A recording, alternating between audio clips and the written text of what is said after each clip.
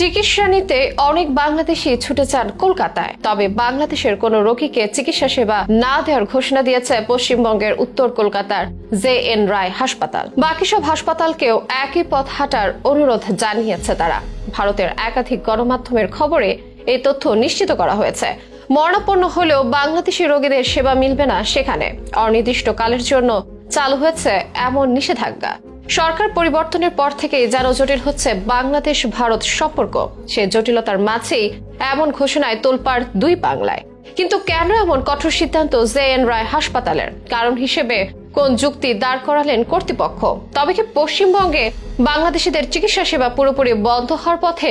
সেসব ব্যাপারই থাকছে বিস্তারিত এই প্রতিবেদনে। চিকিৎসা নিতে বাংলাদেশি অনেকে ছুটে যান পশ্চিমবঙ্গে। সেখানকার অর্থনীতিতেও বাংলাদেশিদের অবদান তাই উল্লেখযোগ্য। এমনকি কলকাতার অনেক হাসপাতালেও বাংলাদেশি রোগী নির্ভর। তবে বাংলাদেশের রাজনৈতিক পট পরিবর্তনের সাথে বদল এসেছে সে চিত্রে। নতুন ভিসা ইস্যু করা বন্ধ রেখেছে ভারত। এদিকে নানা ঘটনায় দুই দেশের মানুষের মধ্যে সম্পর্ক ক্রমশ জটিল হচ্ছে। এসবের মাঝেই এবার নতুন এক ঘোষণা দিয়েছে কলকাতার এক হাসপাতাল। এদেশের মানুষকে চিকিৎসা সেবা দিতে নারাজ তারা। আর এই ঘোষণাটি দিয়েছে ভারতের পশ্চিমবঙ্গের উত্তর কলকাতার মানিকতলা এলাকার JN রায় হাসপাতাল। শুক্রবার JN রায় হাসপাতালের একাধিক কর্মকর্তা বার্তা সংস্থা PTI কে তথ্য নিশ্চিত করেছেন। ভারতীয় সংবাদ মাধ্যম টাইমস অফ ইন্ডিয়া বিষয়টি নিশ্চিত করে জানিয়েছে, পশ্চিমবঙ্গের JN রায় হাসপাতাল অনির্দিষ্টকাল পর্যন্ত বাংলাদেশি রোগীদের চিকিৎসা করবে না বলে একটি বিজ্ঞপ্তি জারি করেছে। জানা গেছে, তাদের অভিযোগ বাংলাদেশিরা ভারতীয় পতাকা অবমাননা করেছে। যদিও একই অভিযোগ রয়েছে বাংলাদেশিদেরও। অভিযোগ করে আলোচিত সে JN রায় হাসপাতালের ডিরেক্টর শুভ্রাংশু ভক্ত বলেছে,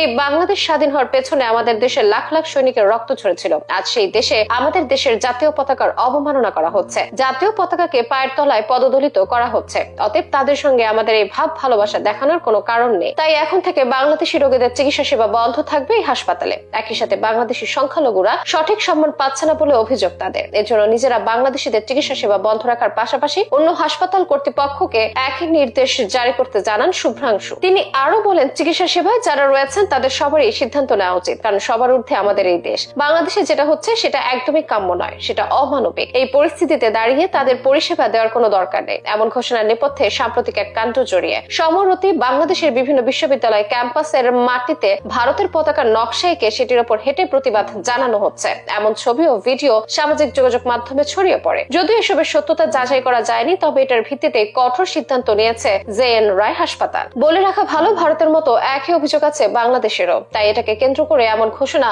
অনেকের কাছে বাড়াবাড়ি। অনেকে আবার হাস্যকর বলেও দাবি করছেন। তবে বাকি সব হাসপাতাল এমন সিদ্ধান্ত নেবে না বলে মত অধিকাংশের। সাথে বাংলাদেশি জেনসি প্রজন্ম এটাও বলছেন, এতে বরং বাংলাদেশেরই উপকার হবে, কারণ বাংলাদেশে পরনির্ভরশীলতা থেকে বের হয়ে নিজেরা উন্নত চিকিৎসার ব্যবস্থার প্রতি মনোযোগী হবে। এতে দেশের টাকা দেশেই থাকবে। যদিও কলকাতার সে হাসপাতালের সিদ্ধান্তের বিরোধিতা করেছে খোদ সেখানকারই অনেক চিকিৎসক। ভারতের পিয়ারলেস হাসপাতালের CEO চিকিৎসক সুদীপ্ত মিত্র বলেছেন, আমরা চিকিৎসক হিসেবে তো এমন কথা বলতে পারি না, কারণ রোগী প্রথম পরিচয় তিনি অসুস্থ। অনেক চিকিৎসক আবার এটাও বলছেন যে হাসপাতাল এমন ডাক দিয়েছে, কলকাতার মেডিকেল ট্যুরিজম সেক্টরে তার অবদান কোনো কিছুই নেই। বাংলাদেশ থেকেও এই হাসপাতালে রোগী যায় না পড়লেই চলে। তাদের অভিযোগ, এখন সোশ্যাল মিডিয়ার ভিডিও জারি করে হাসপাতালের নাম কুড়ানোর চেষ্টা করছে তারা।